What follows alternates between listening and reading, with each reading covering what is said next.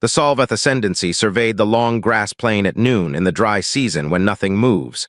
Their report used one word: empty, negligible life, no coordinated defense.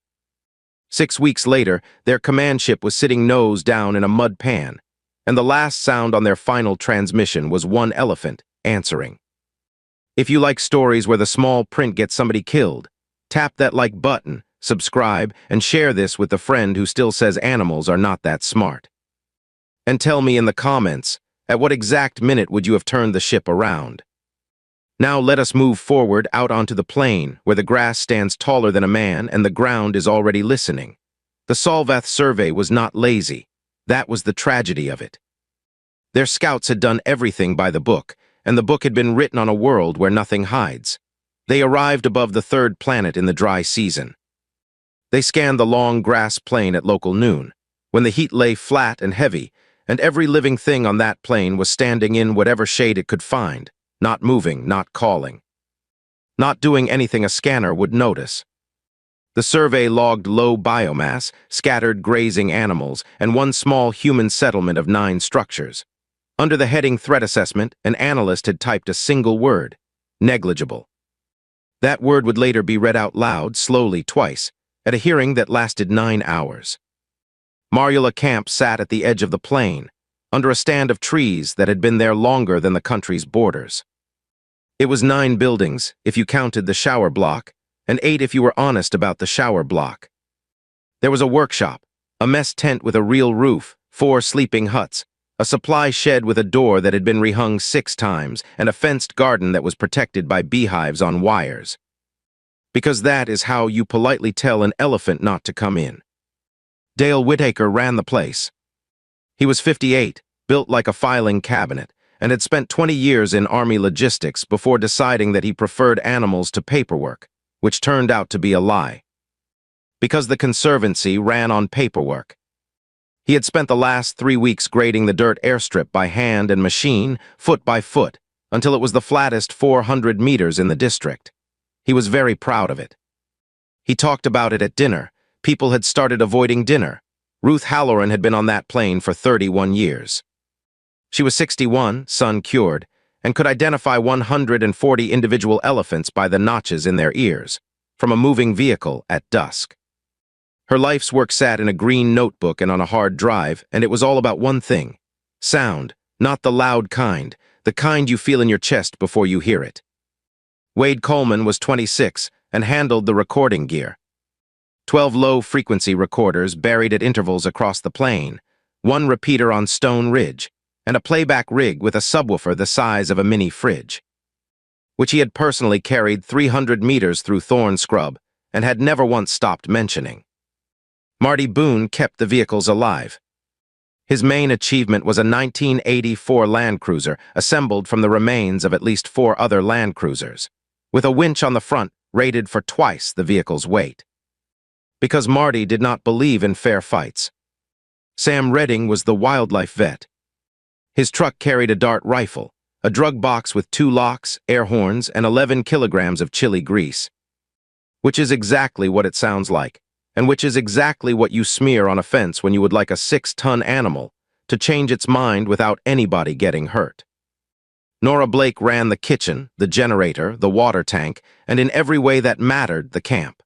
She was 52 and had a voice that could stop an argument from 2 buildings away. And then there was Nugget, a terrier of unclear origin and total confidence, and Gary, a honey badger who had moved into the supply shed in March and had not been successfully evicted since. Despite 4 attempts, 2 of which required stitches. At 6:40 in the morning, Wade was making coffee when the light changed. It did not get darker exactly. It got wrong.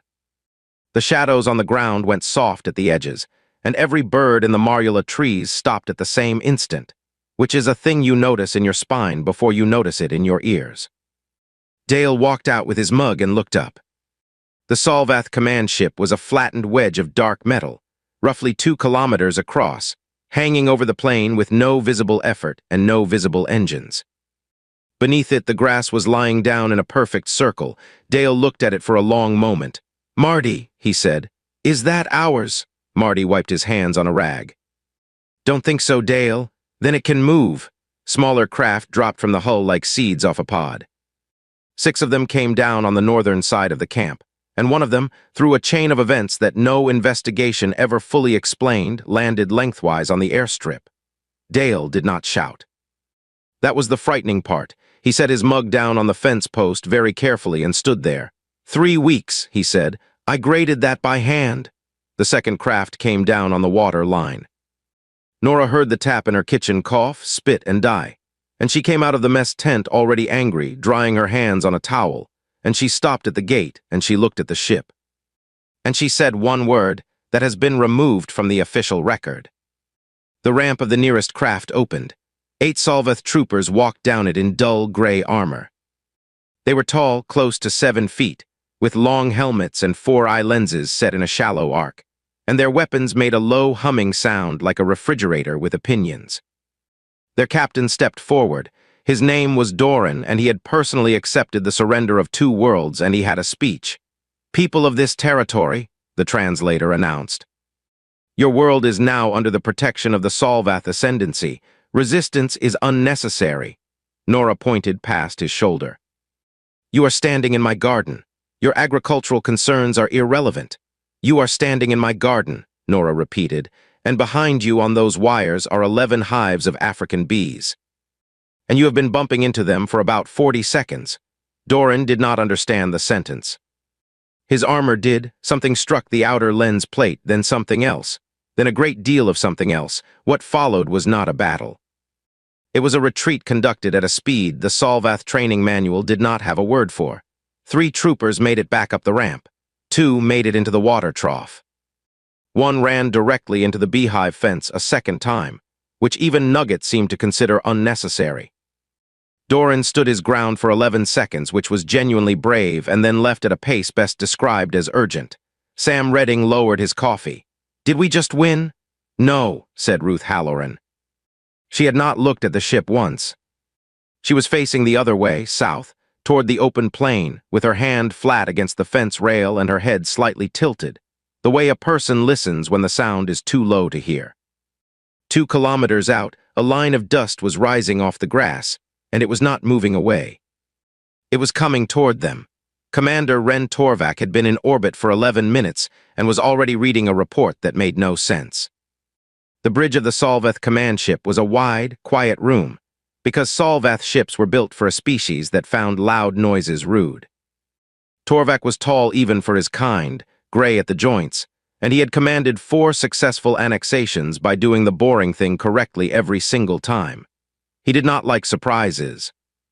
He had built an entire career out of not having any. Analyst Pell, he said, read me the structural survey again. Pell adjusted the panel.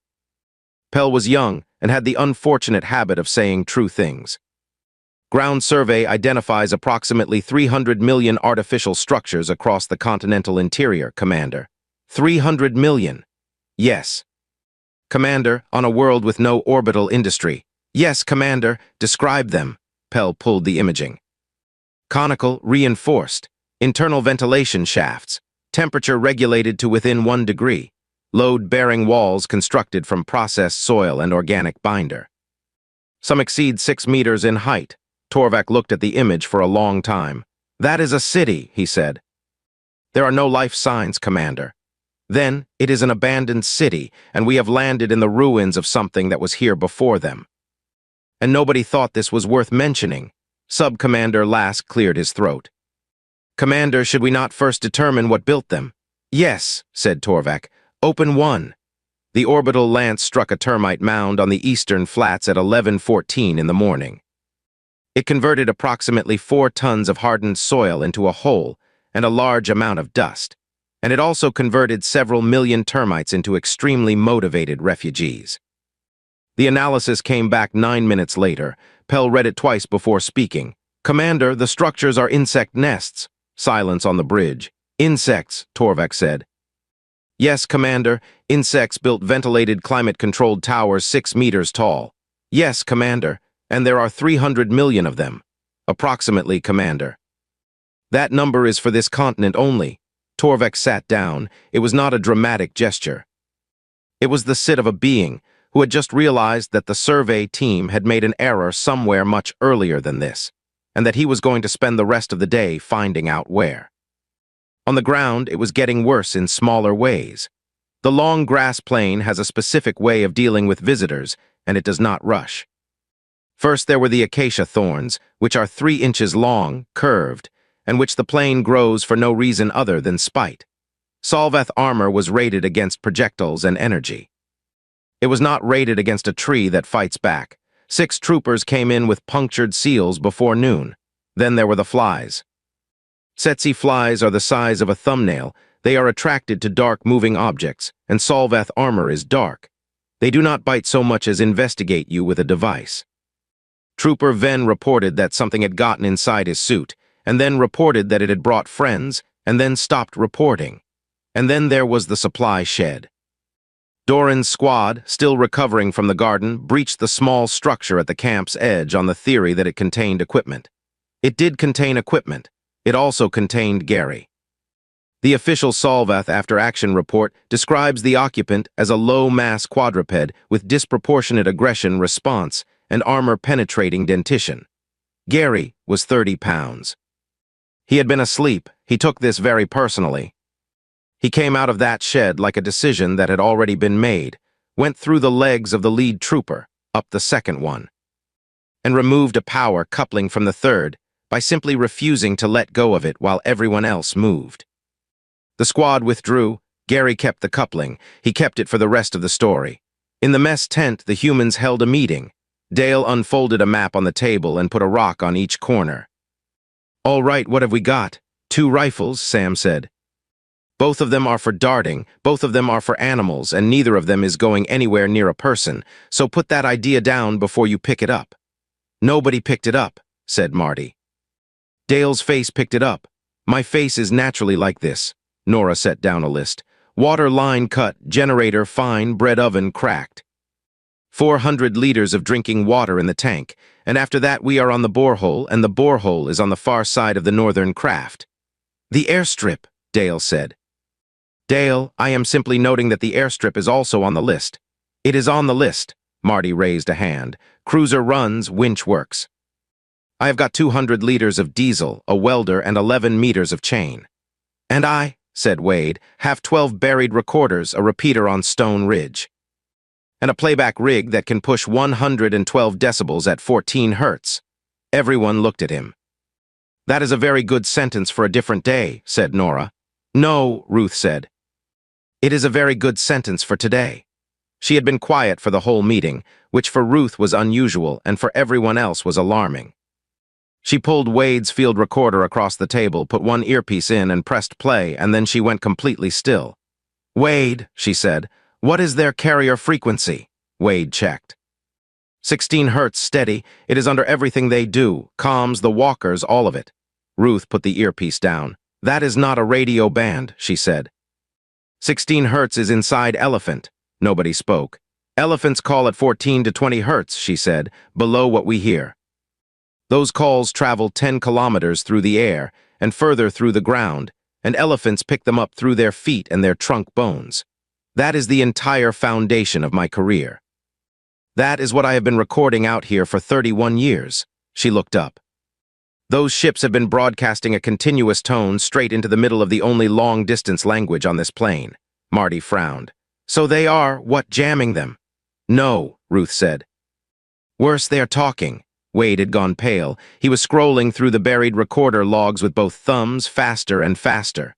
"Ruth," he said. "How long have they been broadcasting?" "Since they entered the atmosphere, about 2 hours. "Then we have a problem." He turned the display around. "Because for 2 hours, every herd inside 40 kilometers has been answering." "Answering what?" Dale said. Ruth took the recorder and scrolled back to the beginning, and she listened. And when she looked up, her face had changed in a way that made everyone in the tent sit forward. "There is a call bulls make," she said. "When a strange male crosses into an area that is already spoken for. It is low, it is flat, it holds a long time, and it does not stop. It means roughly I am here, I am large, and I am not moving." She tapped the recorder. "Their carrier tone is low, flat, holds forever, and does not stop."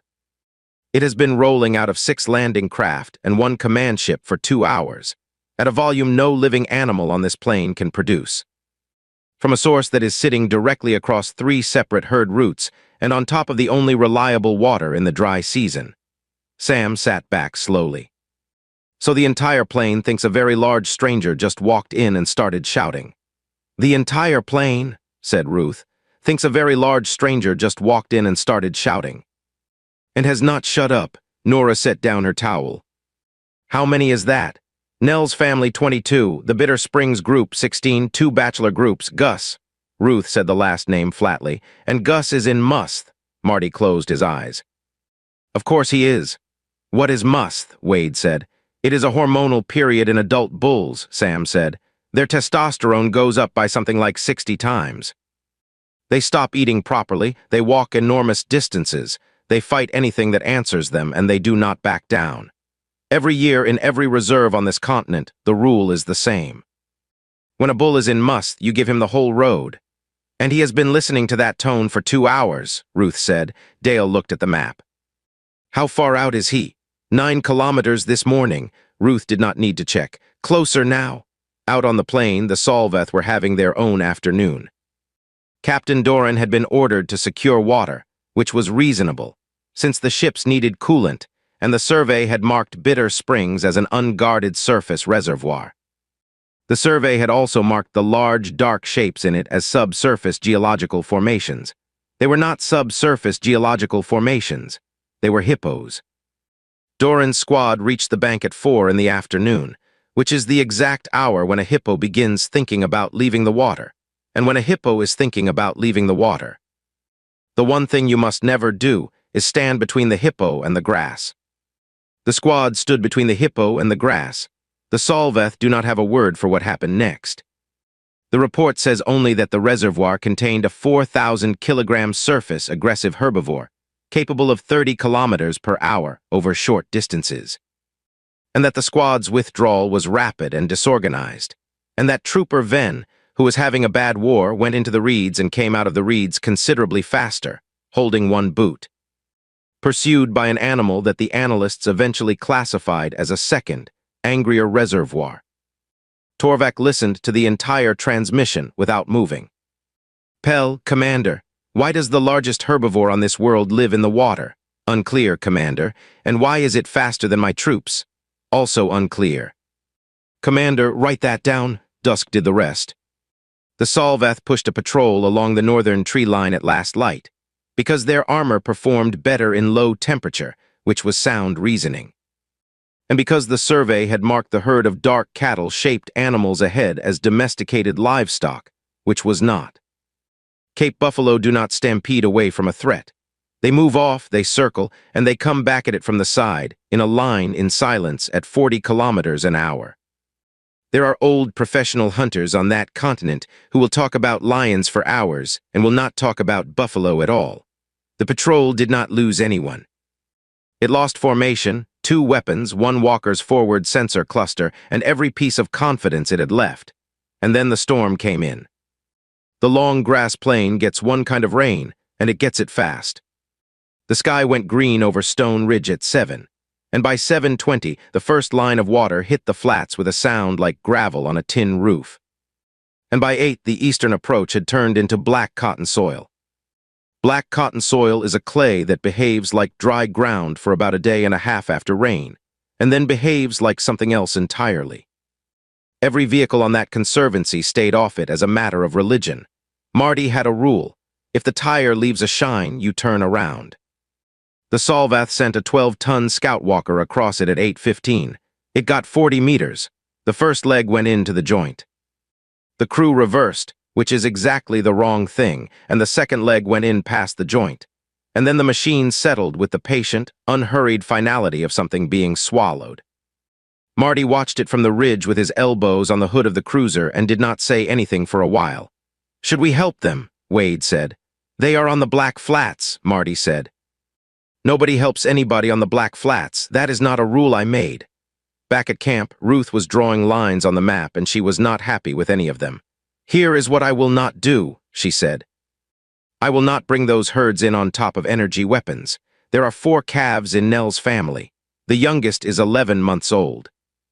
If those animals arrive angry and blind and get inside weapons range, we do not get a victory. We get a mass casualty event, and I will have caused it, and I will have to write it down.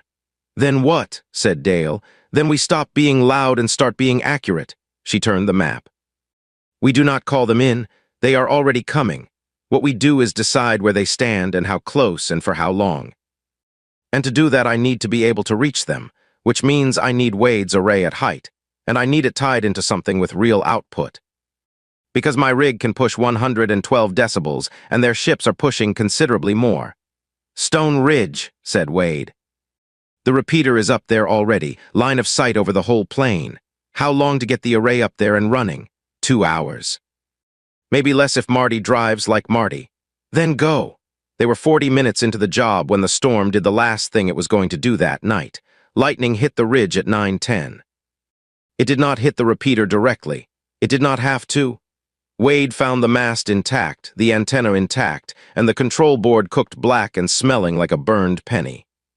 He keyed his handheld with a very steady voice. "Ruth, repeater is down. We have got the mast and no transmitter," the radio hissed. Then Sam came on from the southern fence, and his voice was quiet in the specific way people get when they are trying not to be heard by something nearby. "Guys," he said. "Nell's family is 4 kilometers out and closing, and Gus is a lot closer than 4 kilometers. "How close?" said Ruth. There was a pause, and under the pause, faint through the handheld, came a sound that was not thunder. "He is at the fence," Sam said. Gus had been walking for 2 days. Nobody made him do it. That is worth saying, because everything that followed got written up as though the humans had arranged it, and they had not. A bull elephant in must, hearing a low, flat challenge that would not stop, will go and find it.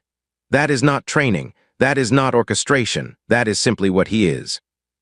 He came through the southern grass at 9:40 at night, and he came without a sound.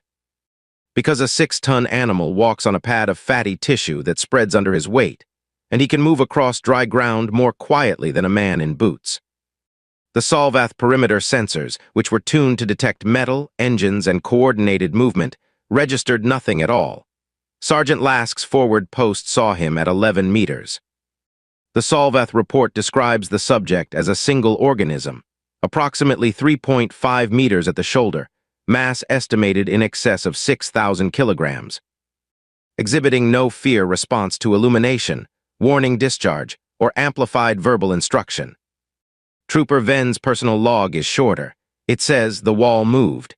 The perimeter post consisted of 2 troopers, 1 sensor mast, and a light scout walker. Gus dealt with them in an order that suggested he had thought about it. He put his head against the sensor mast and leaned, and the mast folded like a drinking straw. He turned. The walker's pilot brought the machine around and did the single worst thing available to him, which was to make a loud noise. Gus put his forehead against the walker's upper hull and pushed. There is a moment in that footage, at the hearing, where the walker's own stabilizer readout is visible, and you can watch the machine calculate in real time that it is being outclassed by a mammal. And then simply stop calculating. It went over onto its side. The crew got out. The crew kept getting out all the way to the tree line, and one of them did not stop until he reached the landing craft. On the bridge, Torvak stood up. "Explain that?" Pell's hands were moving fast. "Commander, the organism is a native herbivore. It is not armed. It is not organized. It is one animal. It just removed a walker." "Yes, Commander." Pell.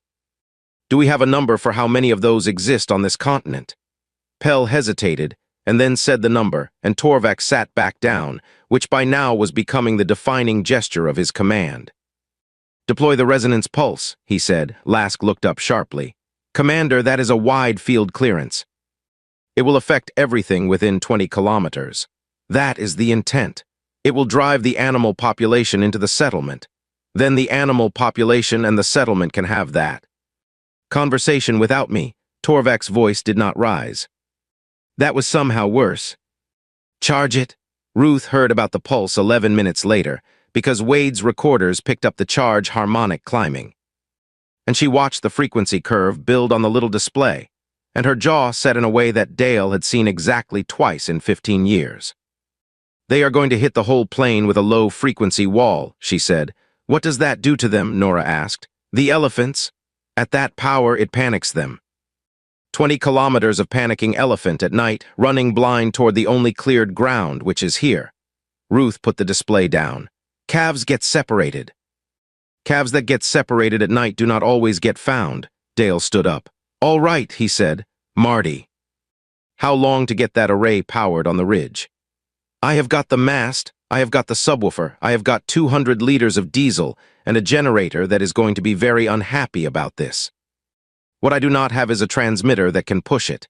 They do, said Wade. Everyone turned. The craft on the airstrip, Wade said, the one that flattened Dale's runway. It has been sitting there since this morning with its ramp open because nobody has gone back for it. It is a landing craft.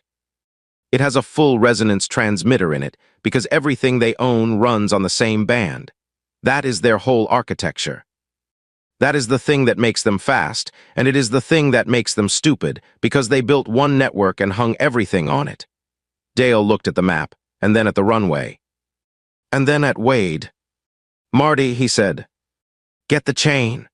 What happened over the next 50 minutes has been described in one official document as a coordinated civilian recovery operation, and in Nora Blake's own words as the stupidest thing I have ever agreed to before midnight. Sam went first, along the fence line, with 11 kilograms of chili grease and a paint roller. He put it on every rail and every post in a 200-meter arc thick, and he did it without hurrying, because hurrying is how people get hurt. Capsaicin does not injure anything. It simply makes the air unbearable to breathe near, and the Solvath filtration intake sat low on the chest plate. And by 10:15, there were troopers on that fence line pulling their helmets off in the open, at night, next to a garden with 11 hives on it. The bees did not need instructions. Nora ran the generator and the diesel out on the flatbed with Nugget standing on the load like he had personally requested this. Marty took the cruiser up the runway with the lights off, hooked 11 meters of chain to the landing craft's transmitter housing, and pulled it out through the open ramp with the winch, slowly. The way you pull a tooth, while Wade sat on the hood and called out clearance. The craft's automated defense woke up once. It swung its emitter toward the vehicle, acquired a target, and fired at a termite mound 140 meters to the left. Because its targeting had been referencing the ridge repeater's harmonic all day, and the ridge repeater had been dead since 9:10. Marty did not comment on that at the time. He commented on it for years afterward. By 11 o'clock, the transmitter was on Stone Ridge, bolted to the mast with 4 hose clamps and a ratchet strap. Wired into Wade's array through a junction that Marty described as legal in no country, and running off the generator. Wade brought it up, then he looked at the output and his face fell. Ruth. It is not enough. What do you mean, not enough? I mean their ship is putting out more power on this band than everything we own multiplied. And we are pushing 119 decibels, and they are sitting on something close to 140. We are a whisper in a hallway. We can be heard. We cannot be listened to. He turned. We need a source with real output on the elephant band, and there is no such thing.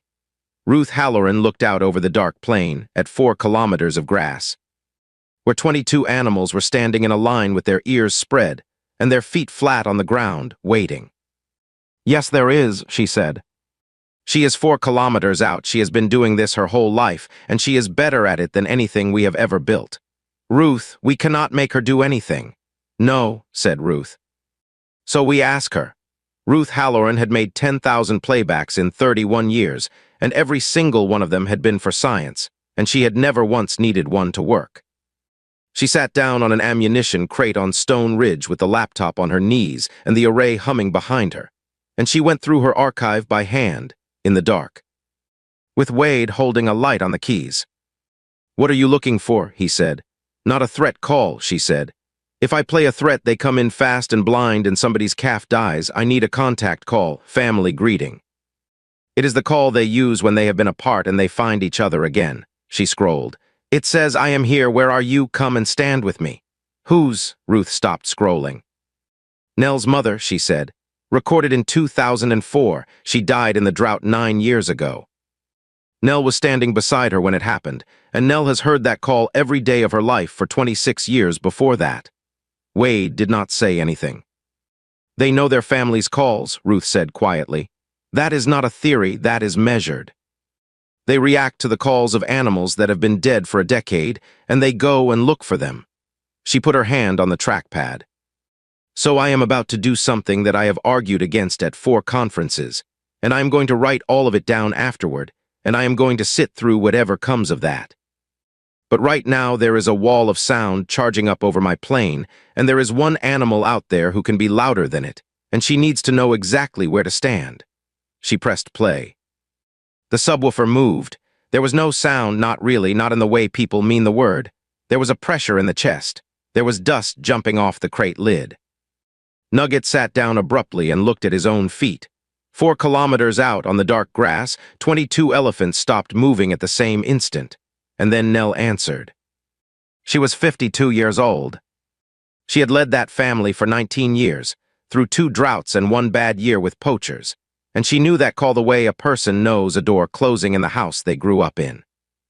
The Solvath perimeter recorded her answer as a broadband acoustic event of 117 decibels at a range of 4,000 meters. Then she raised her trunk and trumpeted. That part everyone heard. That part carried right across the plain, over the ships, over the fence line, over the 2 troopers standing in the chilly grease with their helmets off, and it was enormous. And it was ragged at the edges, and it was the sound that would end up in the title of every report ever written about that night. On the bridge, Pell flinched. Torvak did not. He listened to the whole thing, and when it stopped, he turned to Lask with something close to relief. Classification, Lask checked. Unweaponized animal vocalization, Commander, 600 Hz to 2 kHz, no effect on any system, it is noise.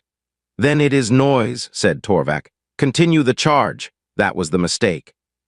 That was the entire war in 1 sentence, and it took him 11 seconds to find out, because the trumpet was not the message.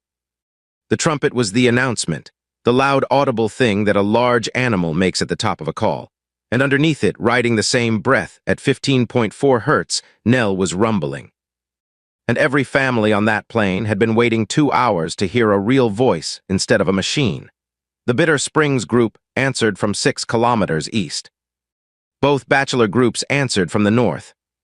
A family the researchers called the Ridge Ladies answered from 11 kilometers out, and behind them, further than Wade's furthest recorder, something answered them. 5 families. More than 80 animals, all of them calling on the same band at over 100 decibels each, through air and through ground, across 40 kilometers of open country. With a 200-meter rock ridge acting as a reflector, straight into a fleet that had built every system it owned on that exact frequency, because it had never once met anything that used it. The Solvath network did not fail gracefully. Helmet displays went to solid color. Range readouts inverted so that the fence at 40 meters read as 4 kilometers and the mud pan read as orbit. Friend and threat markers swapped, and then swapped back and then gave up. Captain Doran's order to hold position reached his squad as the phrase begin swimming, and 3 troopers, who had spent the entire day learning that this planet's instructions were always worse than they sounded, immediately began looking for water. The walkers went next. Solvath walkers balance on a resonance reference, the same way a person balances on an inner ear, and their inner ear was now full of 80 elephants. 2 of them sat down. One of them walked with great confidence into the Black Flats and joined its colleague from the night before. The one Gus had flipped simply lay there, which was the smartest thing any machine did that night. And then the command ship began to drift. It had been holding station over the plane on the same harmonic.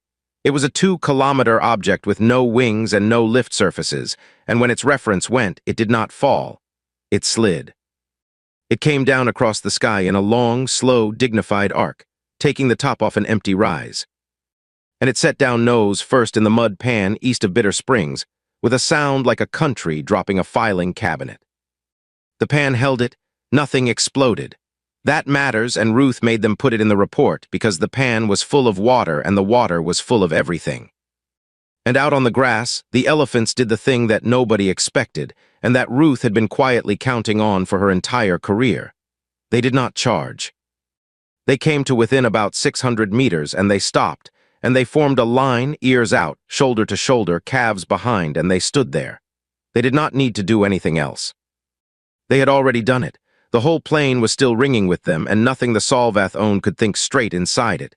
80 animals, not one contact. Not one injury on either side, out on that grass.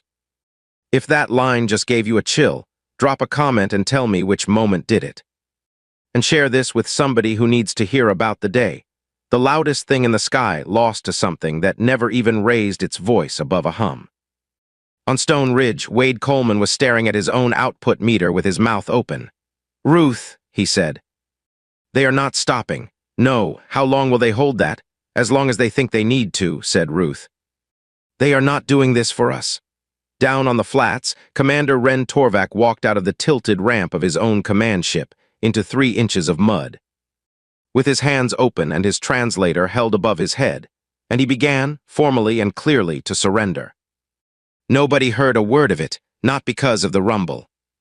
Because between Torvak and the only working craft he had left, at a distance of 140 meters, entirely unbothered, stood a 52-year-old female elephant who had absolutely no intention of moving.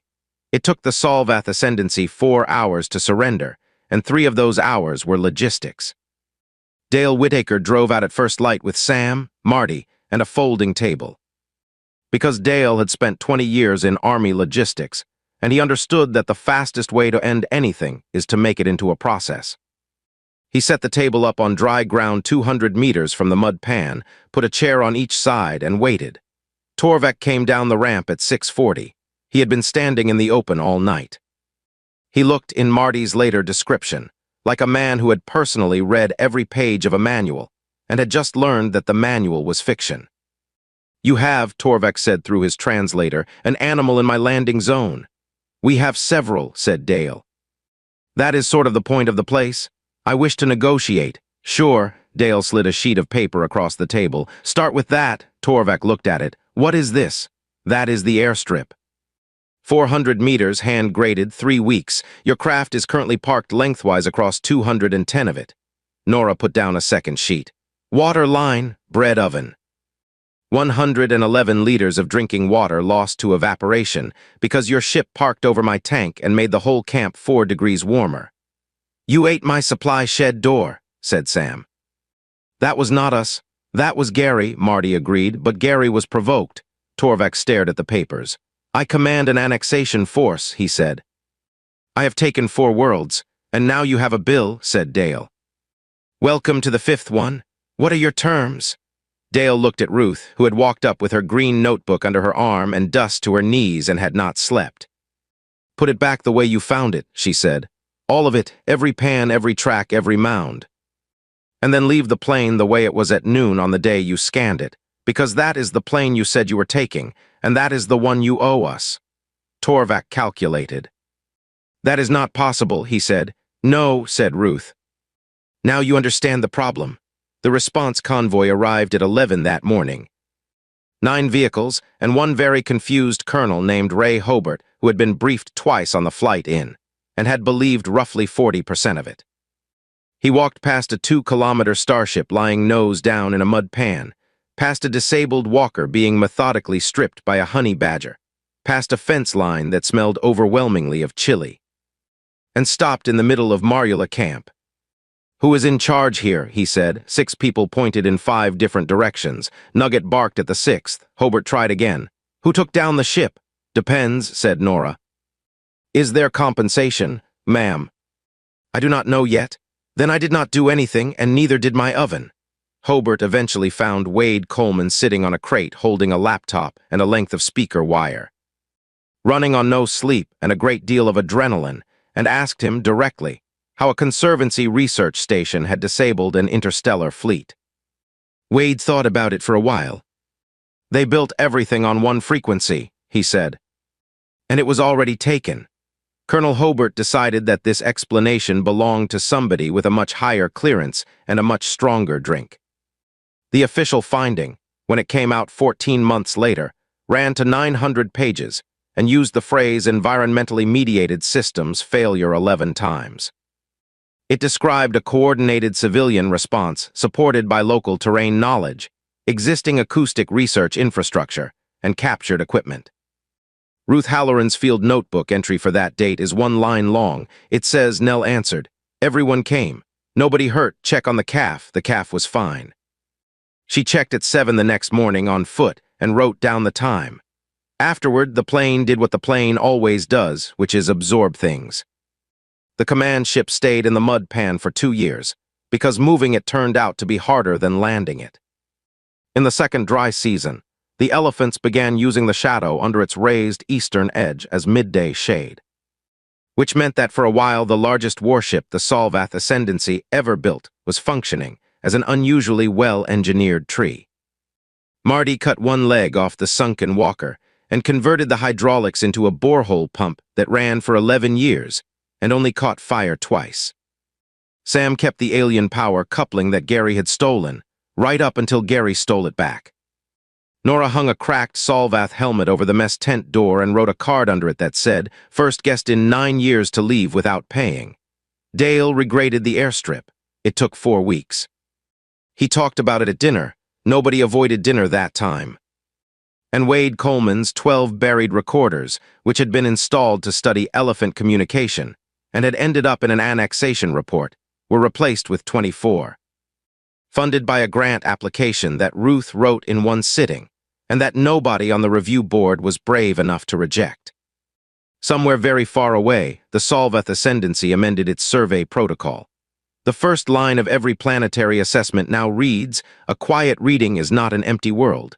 Check the hour. Check the season. Check what the ground is doing." Below it, added personally by former Commander Ren Torvak before his hearing, is a second line. If the local megafauna answers your carrier signal, you are not broadcasting. You are arguing. And there is a third line, which is the one people quote, and which the Ascendancy has never removed. It says, "We were not defeated by a weapon. We were defeated because we were loud in a place where everything was already talking, and we never once asked what about." At Marula Camp at dusk, when the heat breaks and the air goes still, there is a thing the staff started doing that year and never stopped. Somebody in the mess tent will put a hand flat on the table, and everybody goes quiet and they wait. And if you are new and you ask what they are listening for, Ruth Halloran will tell you that you are asking the wrong question because you cannot hear it. You feel it in the table, in the floor, in your chest, a long, low, steady pressure rolling in from somewhere out past the grass. And she will tell you what it means. It means I am here. Where are you? Come and stand with me. That is what was under the trumpet the whole time. That is what 80 animals said to each other across 40 kilometers of dark country, while a fleet sat in the middle of it, deaf, holding a report that said the word negligible. The rest of the galaxy looked at that plane and saw empty ground. 6 people who lived on it had spent 31 years learning to listen to it, and on one night in November. That turned out to be the difference between a conquered world and a very expensive filing error. If you made it all the way here, you are exactly the kind of person this channel is built for. Drop a comment with the moment that got you, share this with somebody who still thinks quiet means empty, and I will see you out on the next plane.